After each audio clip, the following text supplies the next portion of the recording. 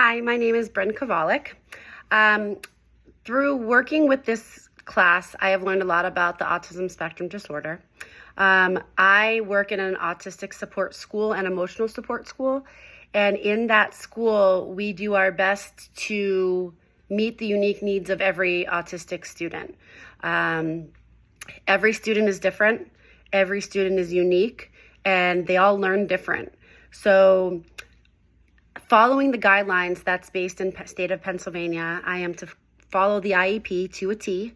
The IEP is designed to help that student get the best possible education possible, including goals, objective, a positive behavior support plan, with that doing an FBA on them. Also the SDI section, the specifically designed instruction, it allows for accommodations for the student to help the student. It is my job as a teacher to make sure that we are following the IEP. If we are not doing something that the IEP has in it, then we are violating the IEP. School districts pay for their students to come to our school. So legally, we are binded by that contract, by that IEP to complete those goals. Otherwise, the law becomes in effect for us. We get in trouble, we go to court, we go through due process. It is a big process to go through, and no, in my 13 years of being at the school that I'm at, I've never, ever had to deal with something like that. As a teacher in my classroom, I do what the parents want me to do. If they have a different belief than the way that I'm teaching, I need to do whatever that parent wants me to do. It is their child. I do and I can give my input of how I do things in my room. But the majority of it is me doing what the parents want me to do. Ethically, I do what's right for my students. I am there for them, and I am there to help them become better students. I test the students from the beginning of the year when they first get there, and I assess them on their current goals, and I see what's the next step, what's the next process for them.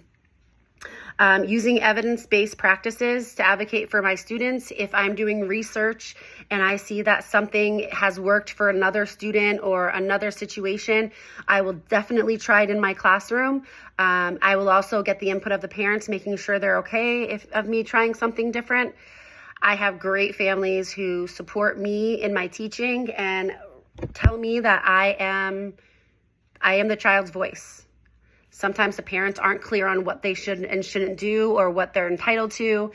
Our school does have an advocacy program where we have advocates that will help the students or help the families have more of a voice. Sometimes dealing with an advocate, it gets you resources that you may not know about. And I think that is a great thing. In the beginning, I did not agree with the advocates because they were telling me what I need to do. But in the long run, it worked out that we were able to work together because we do have the interest of the students at heart. My understanding of the whole process has broadened since I started this class. Doing more research about evidence-based practices, doing things that people actually have done and have had it work. That's an excellent thing for me to see now after not being in school for so long. I want my students, whether they're verbal or nonverbal, to have a voice, to have the best education possible.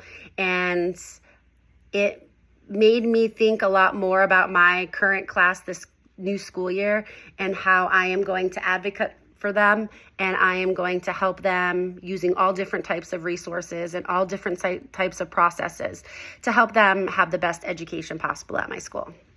Thanks.